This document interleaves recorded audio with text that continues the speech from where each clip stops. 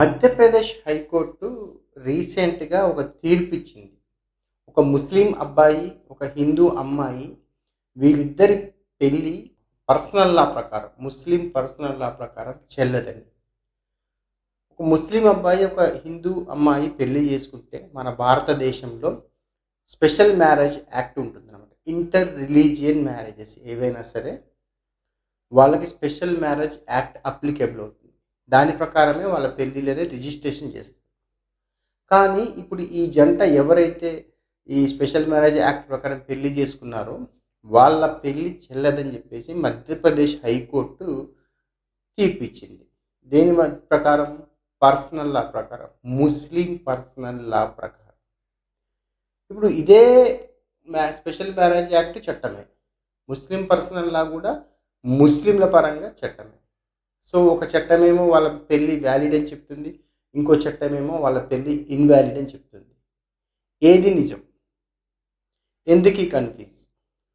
So ఎస్పెషల్గా భారతదేశంలో criminal చట్టాలు చాలా ఉన్నాయి. అంటే ఫర్ ఎగ్జాంపుల్, ఎవరైనా ఒక వ్యక్తి ఏదైనా క్రైమ్ చేస్తే అతనికి శిక్ష ఇర్రెస్పెక్టివ్ ఆఫ్ మతం, అతను ఏ మతం ఆడైనా సరే, అతను ఏ కులం ఆడైనా సరే శిక్ష సమానంగా పడుతుంది, అతను ఏ మతానికి సంబంధించిన వ్యక్తి అయినా సరే. కానీ కొన్ని పర్సనల్ చట్టాలు, అంటే మత అనుకూలంగా ఉండే చట్టాలు అన్నమాట, ఇవి మాత్రం అందరికీ ఈక్వల్గా లేవు. ఫర్ ఎగ్జాంపుల్, మ్యారేజెస్ తీసుకుంటే హిందూ మ్యారేజ్ యాక్ట్ సపరేట్, ముస్లింకి పర్సనల్ లా, క్రిస్టియన్స్కి అదొక క్రిస్టియన్ లా సంబంధించి ఇంకొకటి ఉంది. ఇట్లా ఒక మ్యారేజ్ విషయంలోనే కాదు, దత్తత తీసుకోవాలన్నా, వారసత్వ ఆస్తులు రావాలన్నా, ప్లస్ విడాకులు కావాలన్నా, ఇవన్నిటి విషయాల్లో కూడా భారతదేశంలో ఈక్వల్ చట్టాలు లేవు. ఫర్ ఎగ్జాంపుల్, హిందూ మతం తీసుకుందాం. కొన్ని వందల సంవత్సరాల క్రితం హిందూ మతంలో బాల్య వివాహాలు ఉండేవి. అంటే చిన్నప్పుడే పెళ్లి చేసేవాళ్ళు. తర్వాత భర్త చనిపోతే భార్య ఇక జీవితాంతం పెళ్లి చేసుకోవద్దు. కొన్ని సందర్భాల్లో భర్త చనిపోతే భార్య అదే చితి మంటల్లో దూకి సతీ సహగమనం అంటారు, దూకి చనిపోవాలి. సో ఇవన్నీ రకరకాలైనటువంటి ఆచారాలని కాలక్రమేణా మనము మార్చుకుంటూ వచ్చాం. ఇవన్నీ హిందూ మతంలో ఉన్నాయి మాత్రమే కదా. సరే, అది ఏ మూఢనమ్మకాల్లో అది ఎందుకు వచ్చేది అసలు పక్కన పెడితే, ఈ రకమైన సాంప్రదాయాలు ఉన్నాయి. వాటన్నిటిని మనం మార్చుకుంటూ వచ్చాం. సో ఇది ఒక హిందూ మతంలో ఉంటే, ఇస్లాంలో ఇంకొక రకంగా ఉంటుంది. ఇస్లాంలో కూడా ఒక ఎగ్జాంపుల్ తీసుకుంటే, ఫర్ ఎగ్జాంపుల్, ఒక భార్య భర్తలు విడిపోవాలనుకుంటే ఇంతకుముందు త్రిపుల్ తలాక్ ఉండేది. తలాక్ అంటే విడాకులు వచ్చేస్తుండే. అది కాకుండా కూడా ఇంకొక తలాక్ చెప్పే పద్ధతి ఉంది. ప్రతి నెల ఒకసారి తలాక్ చెప్తే 3 నెలలు 3 సార్లు తలాక్లు చెప్తే కూడా తలాక్ ఏ హసీరి ఏదో ఉంది దాని నేము. ఈ విధంగా కూడా తలాక్ చెప్పి విడాకులు తీసుకోవచ్చు.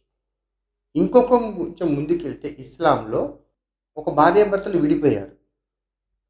ఒక 6 నెలల తర్వాత, ఒక 1 ఇయర్ తర్వాత వాళ్ళ మనసులు మార్చుకొని మళ్ళీ ఆ భార్యాభర్త కలవాలనుకున్నారు అనుకుందాం.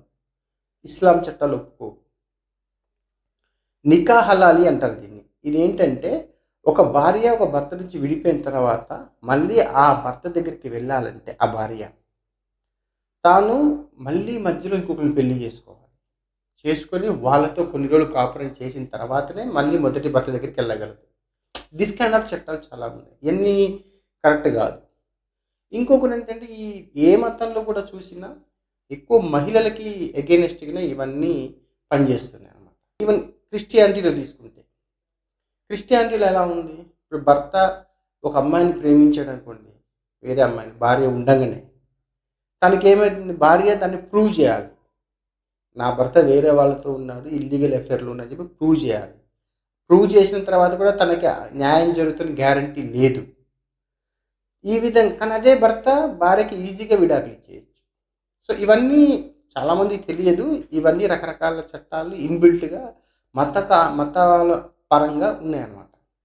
సో వీటన్నిటినీ ఉండొద్దు, భారతదేశంలో ప్రతి ఒక్కళ్ళకి ఒకటే చట్టం ఉండాలి అని చెప్పి పట్టకు రావాల్సిందే యూసీసీ.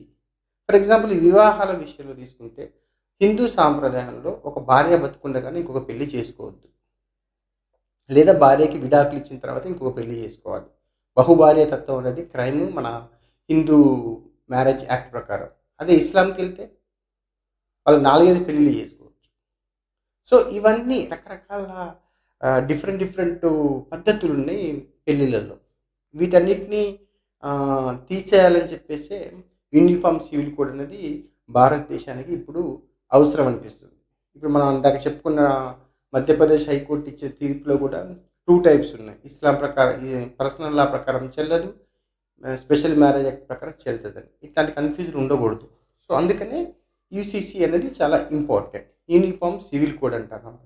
యూనిఫార్మిటీ ఫర్ సివిల్స్ అంటే మనలాంటి ప్రజలు కామన్ పీపుల్ అందరికి కూడా చట్టం అనేది యూనిఫామ్‌గా ఉండాలి. అందరికీ ఒకటే రకంగా ఉండాలని చెప్పేసి క్రియేట్ చేసిందే యూనిఫార్మ్ సివిల్ కోడ్.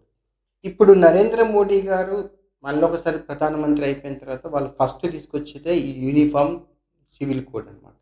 సో ఇది వస్తే ఏంటంటే భారతదేశంలో అందరికీ మ్యారేజ్ విషయంలో కావచ్చు, డైవర్స్ విషయంలో కావచ్చు, ఆస్తి పంపకాల విషయంలో కావచ్చు, దత్తత విషయంలో కావచ్చు, అన్ని విషయాల్లో ఒకటే చట్టం ఉంటుందన్నమాట. కానీ యూనిఫార్మ్ సివిల్ కోడ్ అనేది ఇప్పుడు కొత్తగా పట్టుకొచ్చింది ఏం కాదు. యాక్చువల్‌గా భారత రాజ్యాంగంలో ఎప్పటినుంచో ఉంది. అయితే డాక్టర్ బిఆర్ అంబేద్కర్ గారు వాళ్ళు ఎప్పుడైతే రాజ్యాంగాన్ని రాశారో కాన్స్టిట్యూషన్ అసెంబ్లీలోనే దీనికి చర్చ వచ్చింది. కానీ అప్పుడు సభ్యులందరూ ఒప్పుకోలే. వాస్తవానికి ఈ యూనిఫార్మ్ సివిల్ కోడ్ అనేది మన ఫండమెంటల్ రైట్స్‌లో ఉండాల్సిన సెక్షన్. కానీ మన ఫండమెంటల్ రైట్‌లో అప్పుడు దీన్ని యాడ్ చేయలేదు. కానీ ఒక ప్రొవిజన్ ఇచ్చారు. ఏమని ఇచ్చారు? ఏ ప్రభుత్వమైనా భవిష్యత్తులో వచ్చే ప్రభుత్వాలు ఏవైనా సరే యూనిఫార్మ్ సివిల్ కోడ్ తీసుకురావాలనుకుంటే మాత్రం తీసుకొచ్చే విధంగా రాజ్యాంగంలో పొందుపరిచారు. ఇప్పుడు అందుకే బీజేపీ ప్రభుత్వం ఎప్పటినుంచో ఇప్పుడు కాదు 90s వాజ్పేయి కాలం నుంచి కూడా వాళ్ళు యూనిఫార్మ్ సివిల్ కోడ్‌ని తీసుకురావాలని చెప్పి ట్రై చేస్తున్నారు.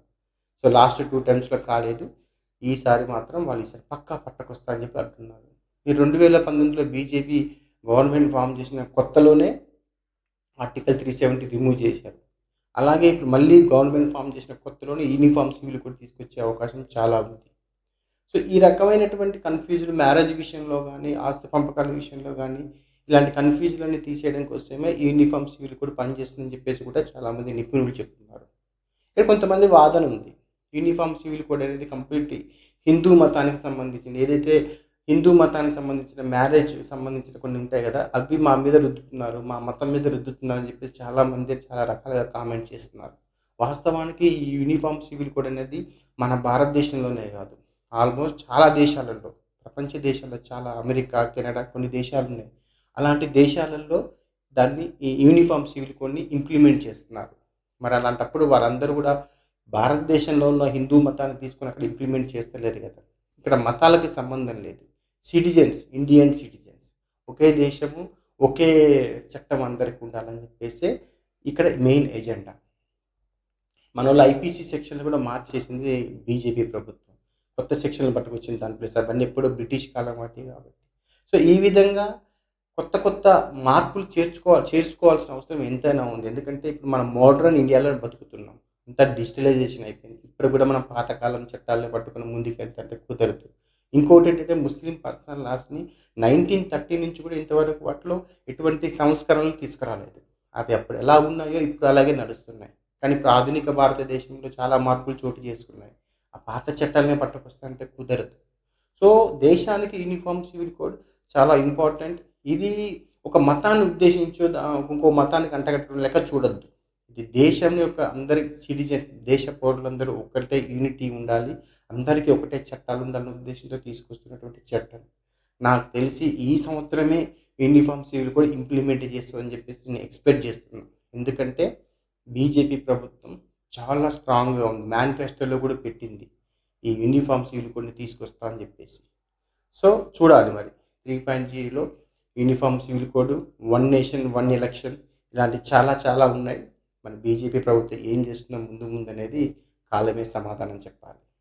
ఈ వీడియో గనుక నచ్చినట్టయితే లైక్ చేయండి, షేర్ చేయండి, సబ్స్క్రైబ్ అవ్వండి. Thanks for watching. జై హింద్, జై భారత్.